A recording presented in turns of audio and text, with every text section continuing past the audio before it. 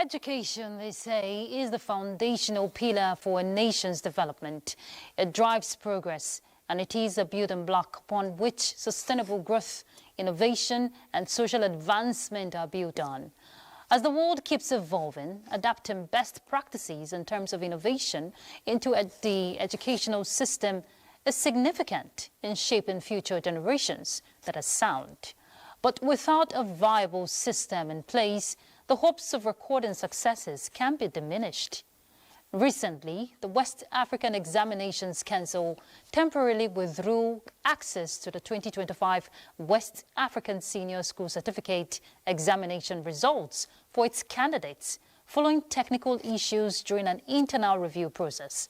Now, from the release of results, many candidates reported scored below their expectations and practice test scores, prompting concerns about the validity of the results. Also, if you recall, some months back, the 2025 UTME experienced similar technical glitches, leading to widespread complaints of unusually low scores and a call for a review by the Joint Admissions and Matriculation Board. Now, these technical glitches that has affected the operations of the Joint Admissions and Matriculation Board and the West African Examinations Council have raised concerns and questions arise on the credibility and reliability of standardized testing systems in the country. So what can the examination bodies, do to improve the situation to build public confidence in the fairness and accuracy of critical academic assessments? Tonight, the focus is on ways of overcoming technical glitches in exams, and our guest is Dr. Philip John Hayab. He's an educationist. In the meantime, thank you for joining us. This is Weekend File. I'm Ruth Aguwele. Now, before we delve into the issues, let's bring you the news.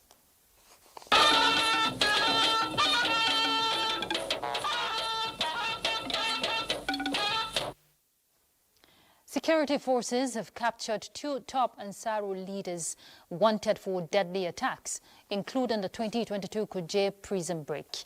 National Security Advisor Nuhu Rabadu at a news conference in Abuja confirmed the arrest of Mahmoud Mohammed Usman, also known as Abu Bara, and Abubakar Abba, also known as Malam Mahmouda.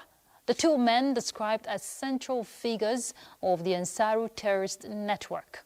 Defense correspondent Ismail Musa reports. Concluded a high-risk intelligence-led. The Ansaru group, with long-standing links to Al-Qaeda terrorist organization, has been responsible for several high-profile terror operations in Nigeria.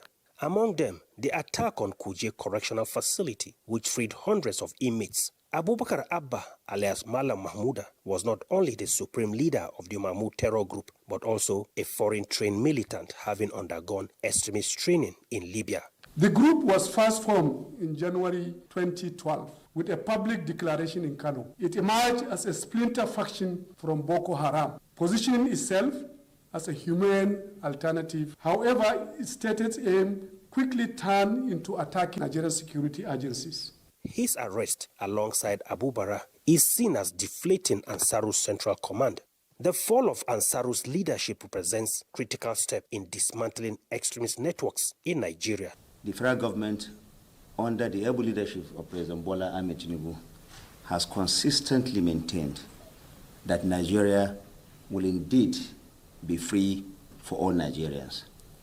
Therefore, what we have witnessed today is another indication of the commitment of not just the president, but all those who are saddled with the responsibility of ensuring that lives and property are protected in this country under the able leadership of the National Security Advisor and all the service chiefs. I have maintained consistently that you do not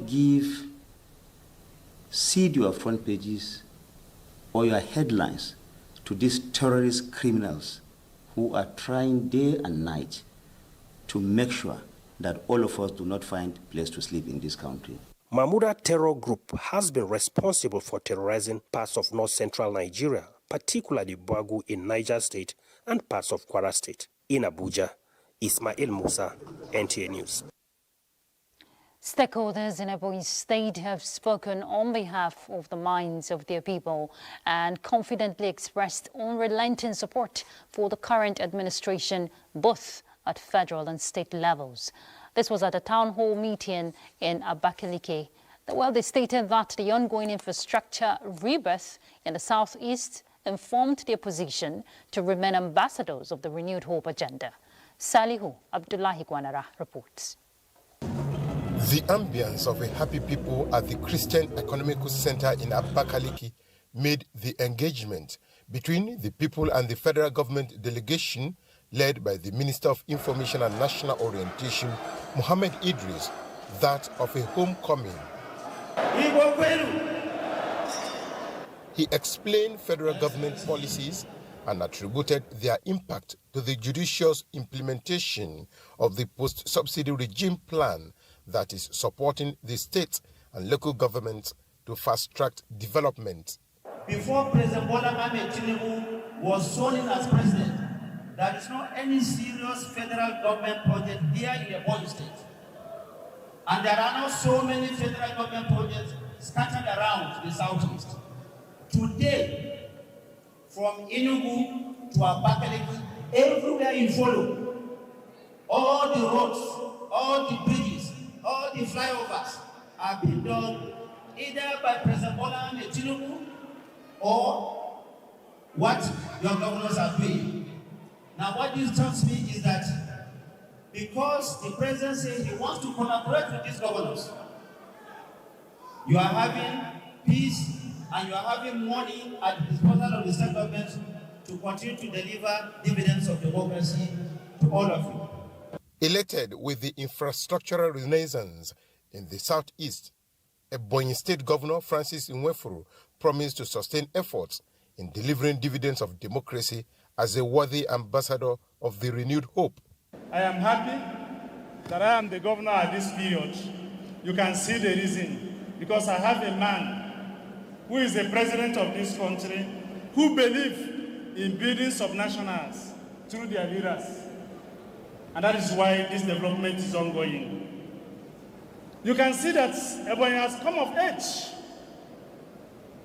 And we are competing with other states. Ebonyi State is the fastest growing state in this country.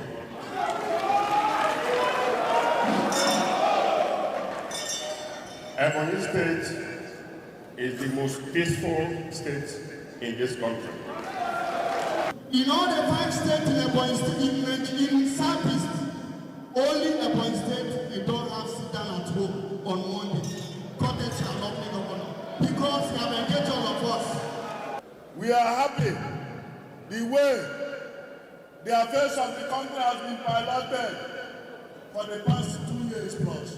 Citizens Engagement Initiative is encouraging and expanding the two-way communication strategy and increasing direct feedback on government activities between the people and government.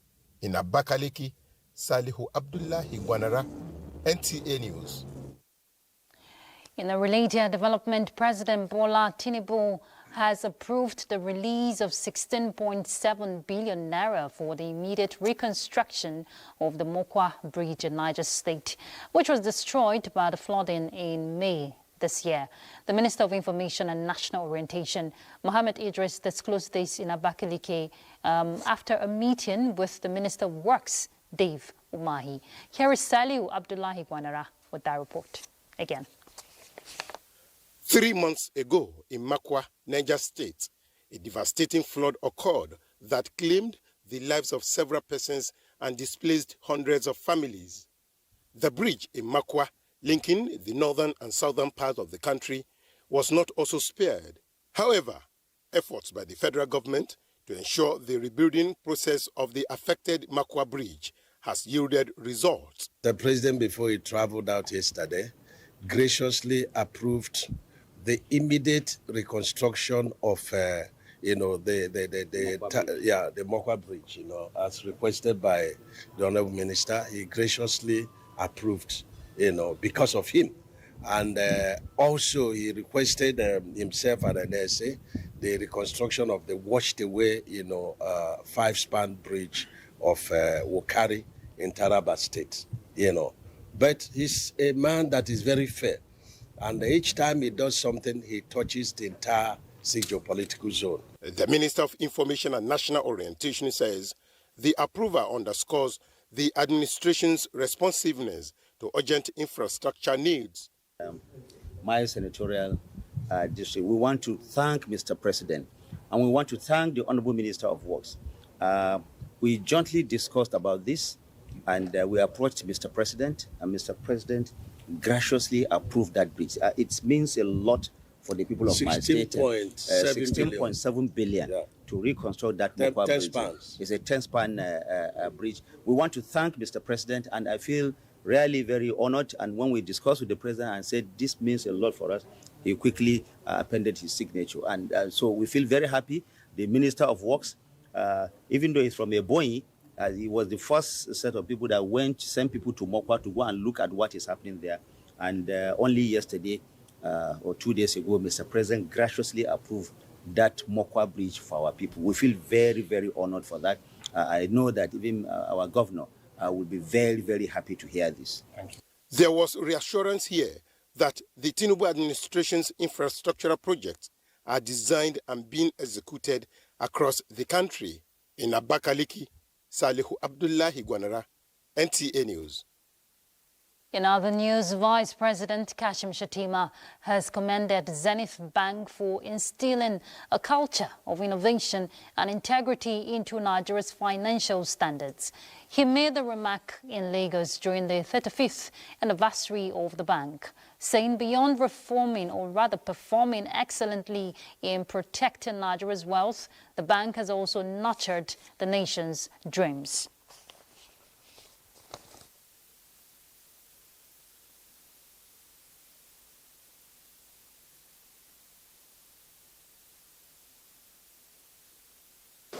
So as we gather to celebrate Zenith Bank at 35, we are honoring a culture where innovation is instinct, where integrity is non-negotiable, and where service to humanity is as important as service to shareholders.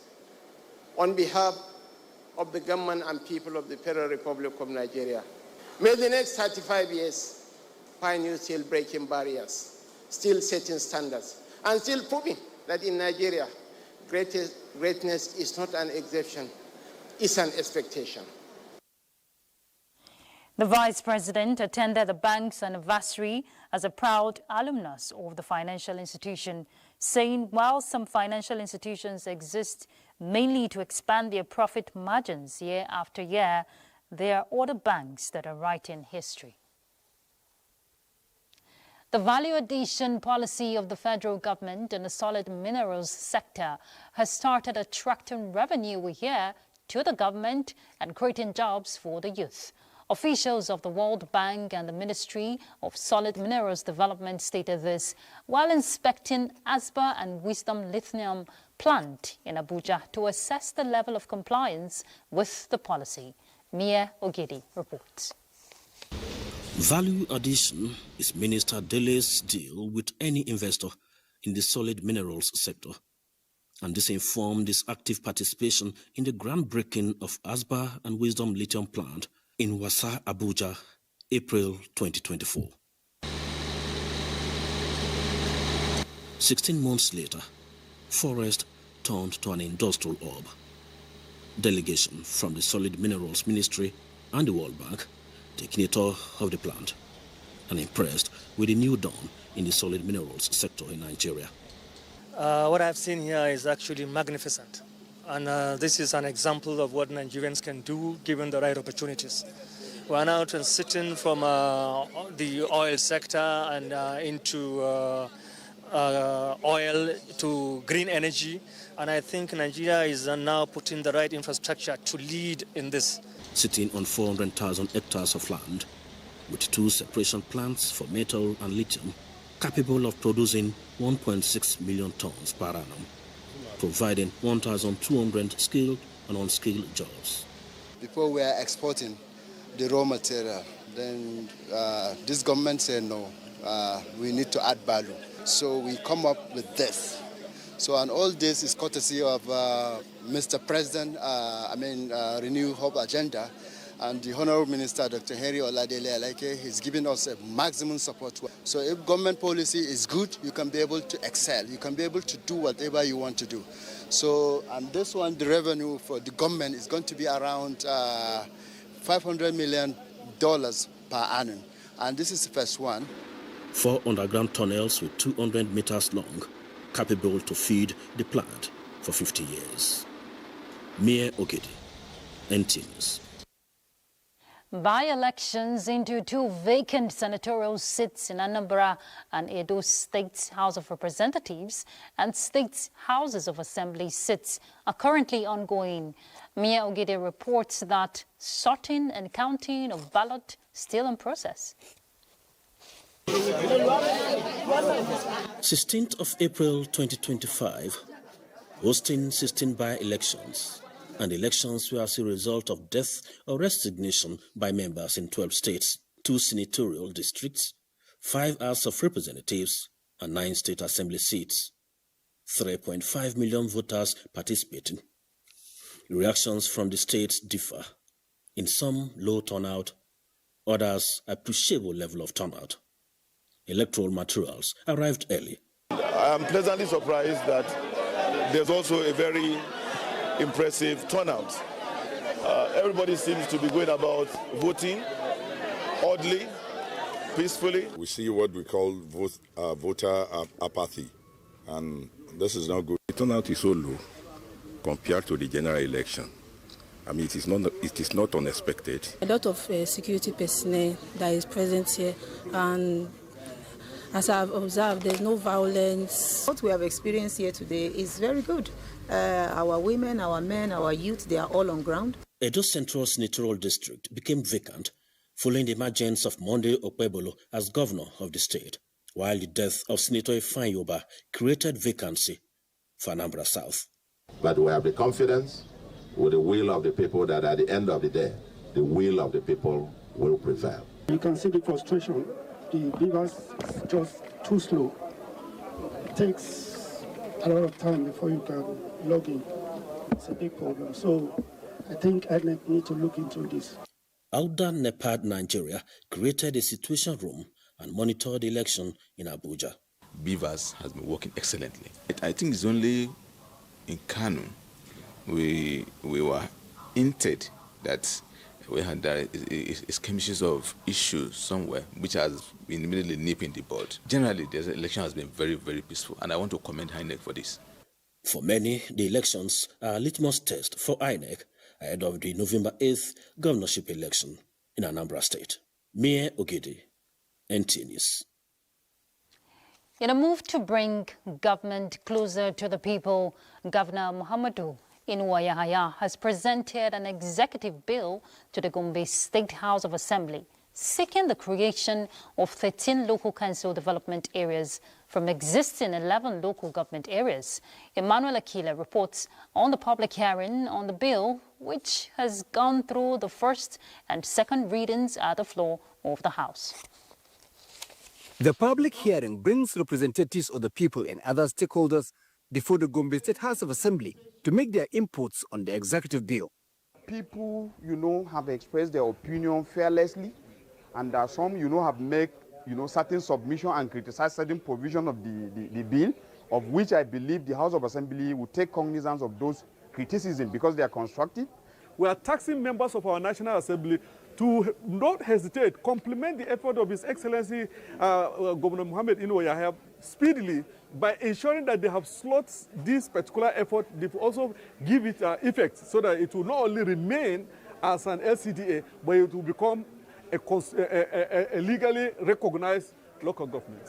I want the Honorable House to plead with the state government to include more women in the administration, because as women, we are the builder of a community. The House promises expeditious passage of the bill, looking at its acceptance by the people. Based on the submissions and inputs of Gombe State citizens, it is clear and very pertinent that 99.9% of our citizens are in support of this very important bill. The bill, which proposes the local council development areas as subdivisions of the existing local government areas, cites provision of security, enhanced access to education, and provision of quality healthcare services to the people at the grassroots as yearnings of the people of the state. In Gombe, Emmanuel Akila, NTN News. All right, we'll take a break now, and when we come back, we'll start a conversation on ways to overcome technical glitches in exams. Do stay tuned. Thank you for staying tuned. Across Nigeria, efforts to expand digital infrastructure are ongoing. Yet some examination centers, particularly in rural areas, still face challenges of unstable power supply, limited internet access and shortage of trained technical personnel. With computer-based testing now the standard for many national examinations, you agree with me that addressing these gaps has become even more important. In this report, Olainka Ojo looks at the issues and highlights steps being taken to ensure a smoother, more inclusive process for all candidates.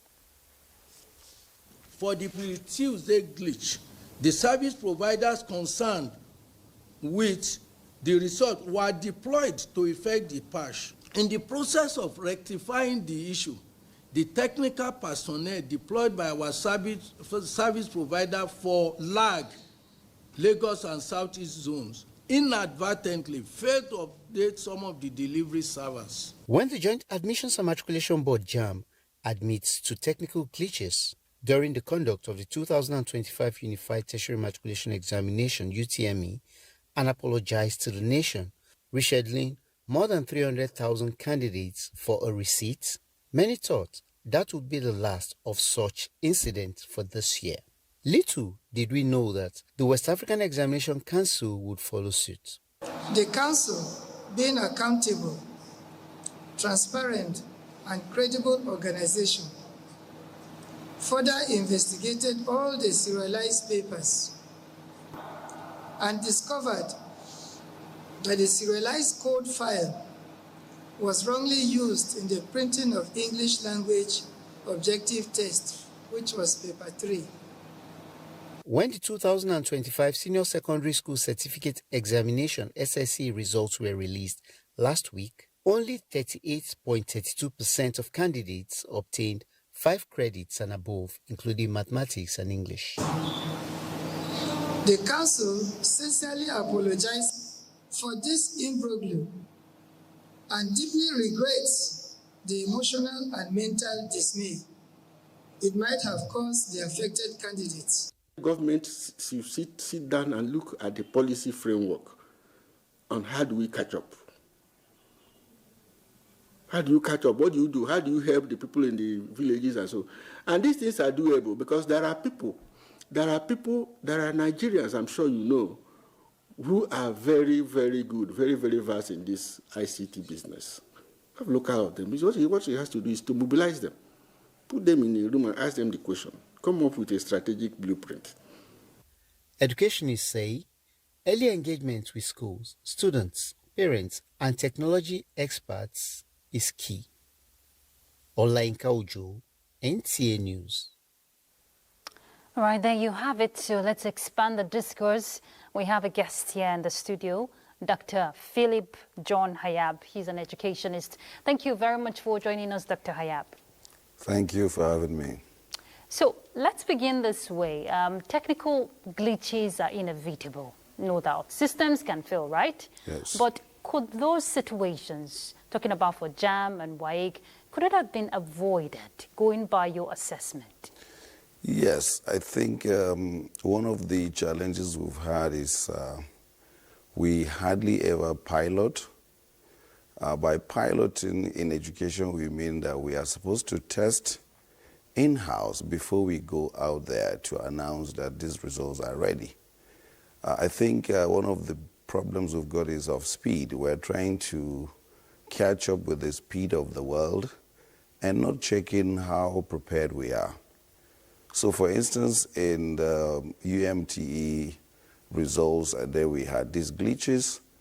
I was expecting that WAEG would, and other bodies will take precaution, and before you say results are out, you should, for instance, test your systems for a minimum, to my mind, of 24 hours, cross-check and verify before you come out to the public to say these results are ready.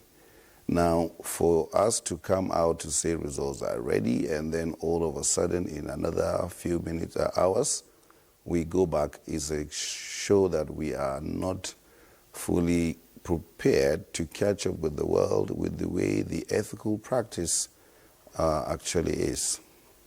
So, Dr. Hayab, would you say is a case of failure in the aspect of inadequacy in the operational system? Could there have been something that could have been done appropriately? Or we had the JAM registrar in his talk there in that report, how some technical personnel, pushing it, kind of some lapses. Yes, so this is where the whole problem is. Yes, I mean, internationally, there are sometimes with technology, you have cases of bugs. For instance, we implemented a program recently with some people from the UK, and we had a bug. So yes, it can happen anywhere. But then this is an exam that has a lot to do with someone's future. Then we need to begin to test our level of sincerity. I'm talking about those who are shouldered with the responsibility of verifying, checking, and imputing the results into the systems, particularly the ICTP experts. Sometimes there could be cases of sabotage, and to my mind, I suspect that this is one of the problems.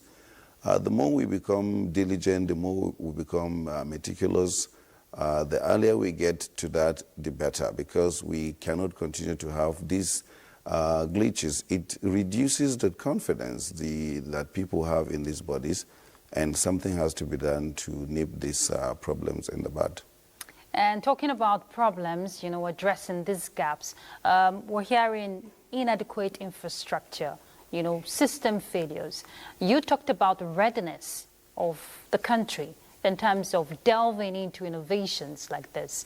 How would you recommend, for a system like this to be overhauled? Yeah, so as a teacher, I've always advocated for integration of technology. When I sat for WAEC and many others who may be watching, it took us several months before the exams, the results were out. We were patient. Yeah. We waited. For me, I remember I waited for about 6 months before I got to know what happened. And we survived. I think the speed at which we are going is not bad, but we need to slow down and take an overhaul of our system to see how efficient this is. The earlier we begin to check this level of readiness, what is the preparedness? For me, I would say, if I'm to be the JAM registrar or the WAEC boss, I will ensure that the results, you have a demo of release of results within in-house, and then you can do some piloting. Maybe a few students from elsewhere should check, and this is not official results. Until once you are clear with this, you don't come out and say these results are ready. I think the reputation of these glitches, the story is becoming something that we should do away with and begin to move towards excellence as the case is expected. And talking about expectation, we'll pick up with a conversation. Dr. Hayab, let's take a break. Thank you for staying with us.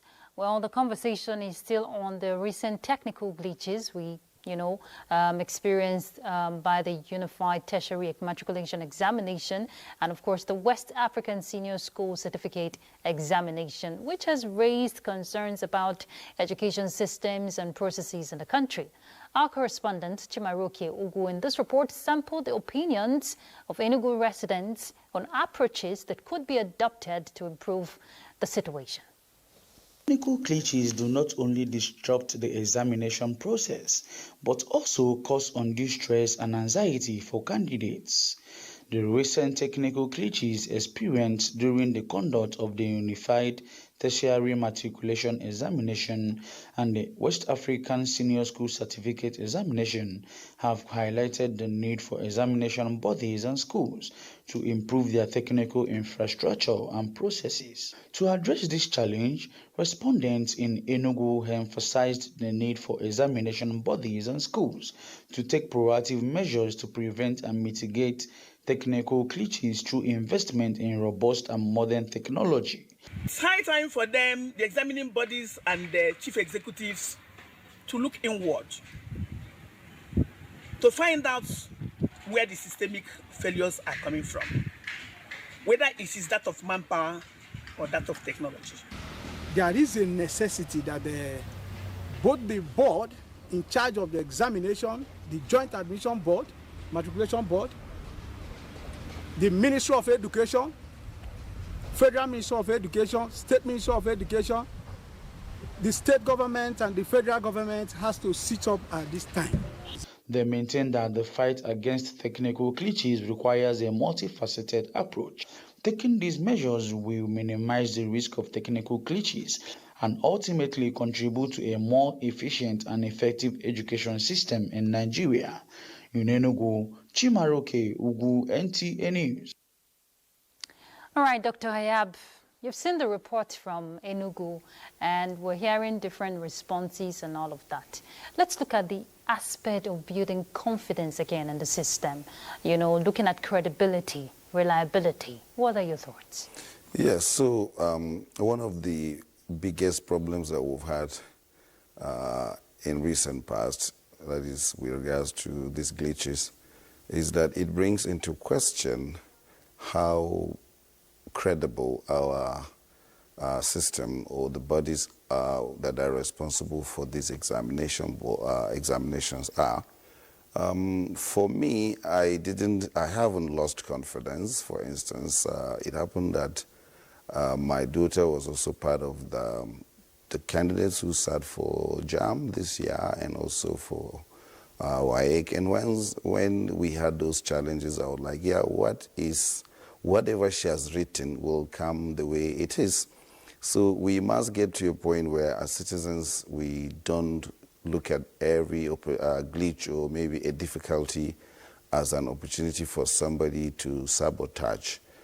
So yes, there is a huge problem that we need to work hard in order to gain the confidence of the citizenry, and particularly the affected candidates, whether those who have experienced it or the prospective ones. I would expect that 2026 we don't have any of these glitches, even if it means that we elongate the time that it takes or it took this year to bring out the results, so as we can have something more durable next year. Sometimes it is too much hurry that causes the trouble, I would say, in the context of what is happening. So we need to rebuild the confidence of the people. Let our A be our A. We don't have to release one result twice. That is not good for the 21st century. And we're getting reports, that there will be speculations, transition of CBT for entrance examinations. Do you see that feasible with what it's been experienced so far? Yes, CBT examinations is only possible for multiple choice questions, such as the objective. Incidentally, I'm a teacher of English, and as a teacher of English, I will not support completely writing an English exams using the CBT, because one of the greatest problems that we've got is the young people of nowadays do not read as much as we read in the past, though they have more opportunities to literature, but I'm not sure they are curious about reading. So they have problems with language in terms of expression. And so when we just go CBT, someone can score 100 over 100, and yet they will not be able to say whether a sentence actually starts with a capital letter. Or even those essays we could write. Those essays. Yeah. So CBT, yes, for the objective test, I believe that will speed up the process of processing the results. But then for the essay part, I will advocate that we continue to make it to write. More so that WAEC, for instance, is not just in Nigeria, it's a West African examination board. So we're talking about West African nations. The Nigerian government, through the Ministry of Education, should partner with these other West African countries to talk about how we can come under one umbrella and process something that is doable for our time, something that is practicable and also is achievable. So yes, CBT, yes, for the objectives, but for the essay part, I will insist that we continue to write it in the way it has always been in the past, until when technology develops better in this part of the world and we can talk about then everything computer, right? Asking the students to also write using the computers, and that might even take also bring other challenges, but then with time, I believe we can catch up with the pace. You know, you just raised a salient point. It brings my next question on this literacy aspect of the use of computer by the students, which could be a gap also, especially for those in the rural areas. Yes. The aspect of sensitization and the right tutoring to ensure that they're also a par with those in the urban centers. How do we bridge this gap? Yes, so this is one of the greatest problems of our time. Students who happen to go to school in urban areas, to a large extent when it comes to the use of the computer, may have more opportunities. One of the issues we're dealing with now in terms of learning poverty is that it has been proven that most of the learners with learning poverty are actually coming from low-income families. Yeah. So when we fashion out a program such as writing exams using the CBT, we should take cognizance of the multitude of learners who are in areas where the chances to have access to a computer might be a very difficult situation. I would also advocate that we think about how we can get maybe computer-science learning hubs, if possible, in local government, every local government of the 774 local government areas in Nigeria, thereby bringing it close to the people who are in hard-to-reach locations. Until we do that and make sure that inclusive learning and then all the opportunities are equal, some might be more equal than others, and we cannot afford to promote such kind of a program in the 21st century. And Dr. Hayab, this conversation will not be complete as a parent yourself without, speaking on the role of parents, because we've had reports of some parents, supporting and also promoting means that their children allegedly, could engage in malpractice, examination malpractice. So as a parent and also, of course, a teacher, what would you advise?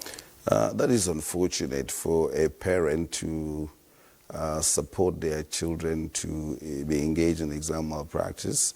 Yeah, I am deeply involved with education. I'm a board chair in some schools. I've been in the PTA.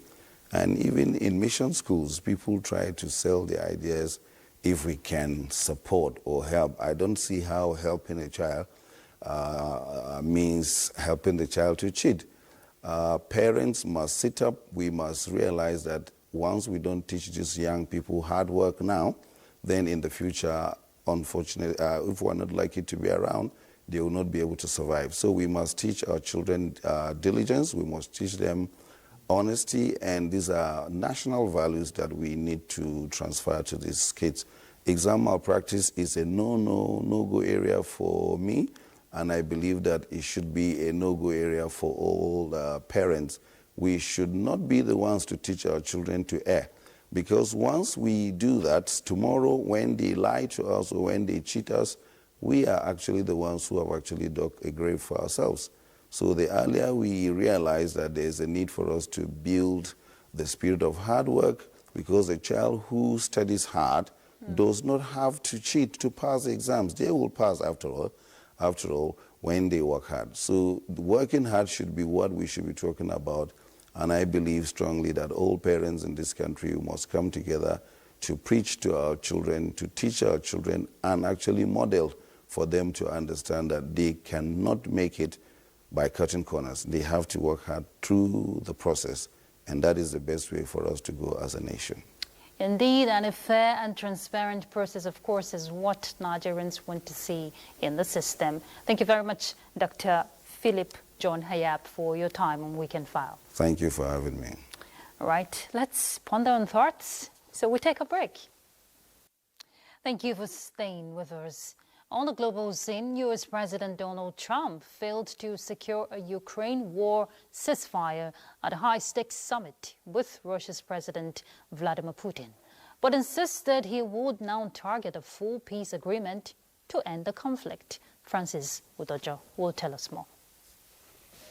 3 hours of talks between the White House and Kremlin leaders at an Alaska airbase produced no breakthrough, but Trump and European leaders said they wanted a new summit that includes Ukraine's President Volodymyr Zelensky. The European leaders, who had been wary of being left out of the Alaska meeting, held their own talks and said they supported the proposed three-way summit, confirming his meeting with Zelensky on Monday. Trump called the meeting extremely productive, with many points agreed, but did not offer specifics. Extremely productive meeting, and many points were agreed to.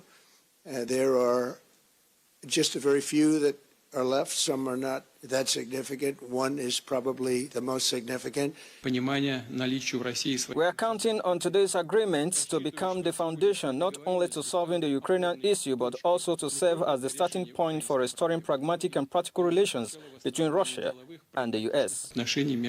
In another development, Ghana has bid a final farewell to the 8 victims of one of the country's worst air disasters in more than a decade. The tragedy occurred when a military helicopter carrying senior government officials and crew vanished from radar shortly after taking off from the capital, Accra. On board were Defense Minister Edward Omane Boama, Environment Minister Ibrahim Murtala Mohammed, 4 other passengers and 2 crew members. That I would like today to announce the government's decisions to honor the service of these individuals and secure the futures of those they left behind. Francis Udojo, NT News. All right, let's do the sports business now, and Ayo Deji Makinde is set for us. Ayo. Thanks so much, Ruth. Let's begin from athletics, where Tobia Moson's Diamond League campaign stayed alive, but in a dramatic fashion as she squeezed into the women's 100 meters hurdles final at the Silesia meeting. The Nigerian world record holder finished 4th in her semi-final with a time of 12.48 seconds, missing out on an automatic qualification behind Jamaica's Akera Nugent, Danielle Williams, and American Tonea Marshall. Amoson was forced to wait on times from the second semi-final, and her effort proved just enough to secure one of the non-automatic qualifying places in the final. Back in Nigeria, President Nigeria Weightlifting Federation Abdul Ibrahim has been re-elected unopposed to lead for another term of 4 years. The election, conducted under the supervision of the Sports Commission and the Nigeria Olympic Committee, saw delegates across the country reaffirm their confidence in his leadership. The re-elected president assured of transparency, accountability, and improved welfare for athletes and coaches as the federation prepares for upcoming continental and world championships. We believe in the sport of weightlifting, and that's why we are here. We are passionate about it. I will be proud to see weightlifting to become the best and #1 sport in Nigeria, not only in Nigeria, in Africa and in the world. That is our target. Because I have studied for the past 4 years or the past 8 years, I know that I have studied that there is some kind of thing that is lacking, of which we have been doing before that was lacking in this last this thing. We have to bring it back. We have to. Let's go to the world of the English Premier League, where 2 goals from Richarlison, including a stunning scissors kick, helped Thomas Frank win his first Premier League match in charge of Tottenham as a Spurs side stunned newly promoted Burnley 3-0. Returnees Sunderland got off to a flying start as the Black Cats earned a 3-0 win at home to West Ham United, who have now lost the opening match of a Premier League season more than any other side in history. Meanwhile, Brighton were denied the chance to earn a 5th consecutive opening day victory after Fulham netted a 97th minute equalizer for a 1-1 draw at the MX Stadium. Other results saw Newcastle United held at home to a goalless draw against Fulham as Manchester City beat Wolverhampton Wanderers. On Sunday, to be the turn of the marquee fixture between Manchester United and Arsenal at Old Trafford. And that's your sports. It's back to Ruth. I look forward to that match. Man U and Arsenal. Yeah. You bet. Yeah. But let's check out tomorrow's weather. We'll be back. Welcome to Sunday's weather forecast. Colder temperatures are expected to persist across the country as thunderstorms and rains remain the prevailing weather. So please stay protected from the cold. Into the forecast, northern region is expected to experience morning thunderstorms across most parts of the region, while in the north-central parts of the Federal Capital Territory, Niger, Plateau, and Cross River states, morning rains are expected. Later during the day, isolated rains are anticipated in the southern region and the north-central states, while up north, thunderstorms are expected with the exception of parts of Sokoto, Zamfara, and Kebbi states, where clearer skies are anticipated. That's the forecast. Join us again.